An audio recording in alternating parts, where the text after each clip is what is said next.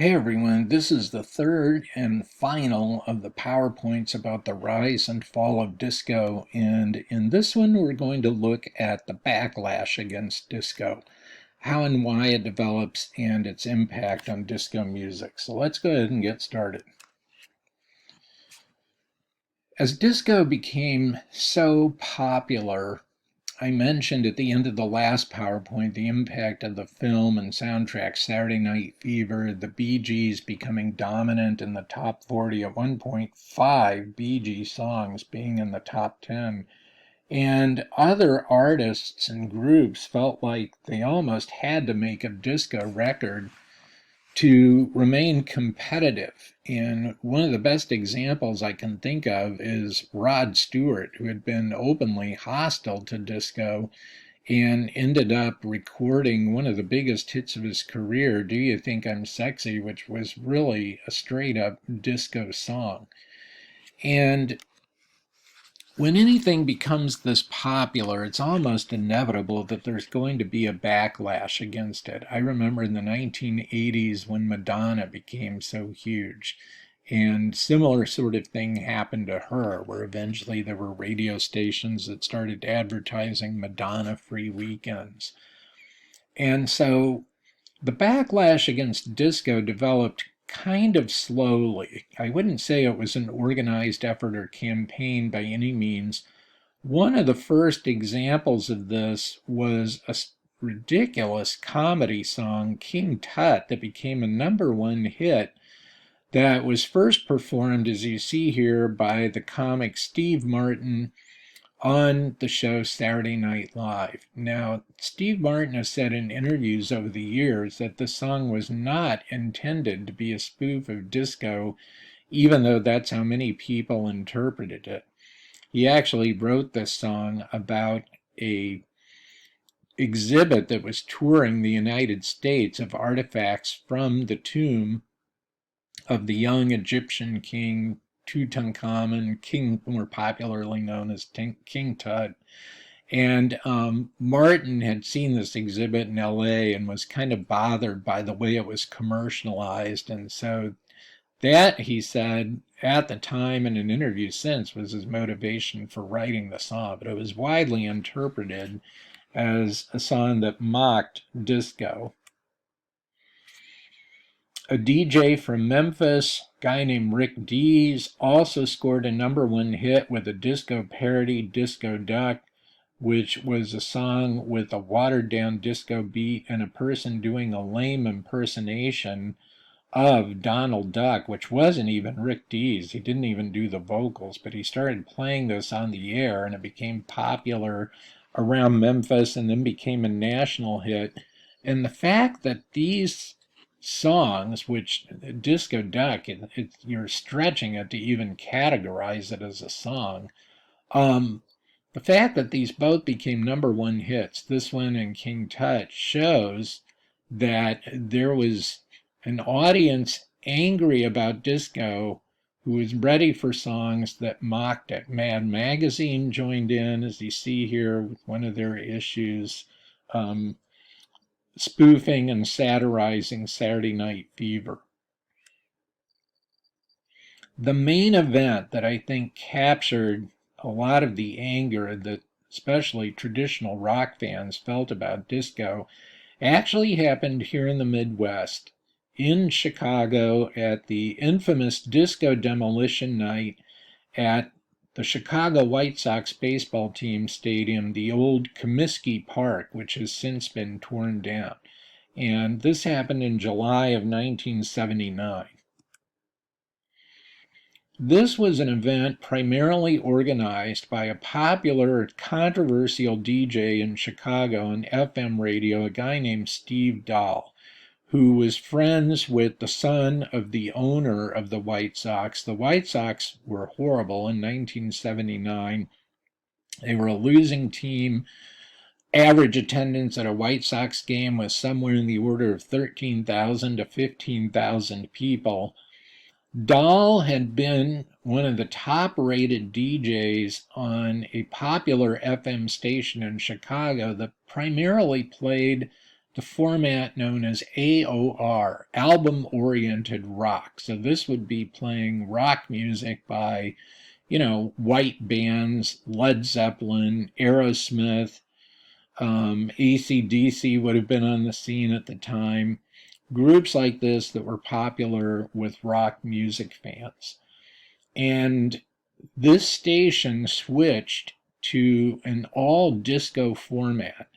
And depending upon whose version of the story you believe, Dahl either quit or was fired, moved to a rival FM station where he began a relentless campaign against disco, mocking it on the air, recording songs of his own that he wrote that satirized disco, smashing disco records, and organizing his listeners around the motto, disco sucks. And so, working with the promotions department of the White Sox, they came up with this idea that between games of a scheduled doubleheader, they would gather disco records that fans would bring to the stadium, have a ceremony where they would be destroyed. The station he worked for now is at 98 on the FM dial, and so they came up with the idea that you could get in for 98 cents if you brought a disco record and contributed it to the collection to be destroyed. So that's their plan. This generated an unexpected amount of excitement. There are some great pictures that were taken by a woman who was a news photographer in Chicago. I love this one of a couple guys outside the stadium before the game already drinking beer. The one guy's wearing his Judas Priest t-shirt, and the fans that she photographed were like these guys, young, white, many of them sporting t-shirts like this, Judas Priest, Aerosmith, AC/DC, and I think it captures well some of the class divisions that generated dislike of disco. Even cameramen for the local TV station that telecast White Sox games got involved. We don't know for sure how many people packed into Comiskey Park. It's estimated that at least 70,000 fans showed up. At one point, they had to stop letting people in, and people started climbing on the outside with ropes up the side of the stadium to get inside to be part of the event. And you see Steve Dahl, who showed up in this wacky kind of army uniform between games, gave this kind of incoherent, unfunny speech to launch the ceremonial blowing up of the disco records they had collected. They gathered all these records in a big bin in the outfield, set it off with an explosive device. They used too much of a charge, it caused a fire, and fans swarmed onto the field for over half an hour, doing so much damage that the second game of the doubleheader was canceled because the field was unplayable. So if you ever get this in a trivia contest, this remains the only baseball game in American history to be postponed because of an anti-disco riot. And this went on until the Chicago police showed up, when everybody dashed back off the field and ran back to the stands. But it received extensive media coverage, and for many people captured the dislike they felt of disco music. So the impact of this is that later this year, this is just one example of it, Michael Jackson, who had left the Jackson 5, was releasing his first solo album in 1979, working with producer Quincy Jones, and this was the album Off the Wall that established Michael Jackson as a solo artist.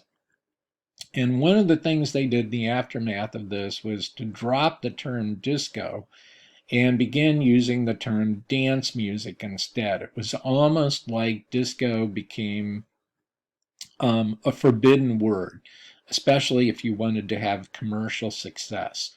And this use of the term dance music by Quincy Jones and Michael Jackson, other artists took this cue and began using the term as well. But it was a cautionary response to what had happened in Chicago. Michael Jackson's album, of course, was heavily disco influenced, and it wasn't that the disco influence went away. Of course, successful artists like Madonna, Prince in the 80s heavily borrowed from elements of disco music, but what happened was that the use of the term disco disappeared. So, what can we learn from this? I think they're trying to point out in these PowerPoints the rise and fall of disco can tell us several things about what was happening in American society and culture in the era. As I mentioned in the previous PowerPoint, the heightened visibility of gays and lesbians as DJs, producers, performers represented changes that were going on in American society at the time, changes that not all Americans were comfortable with. And disco also represented multiculturalism, which was becoming a more visible aspect of American society too. Disco was clearly multicultural and embraced that message, that theme, had a wide crossover audience, but this also generated controversy. And I think the mixed reaction to disco, as I note on this closing slide, really reflects the potential transformative power that music can have. And disco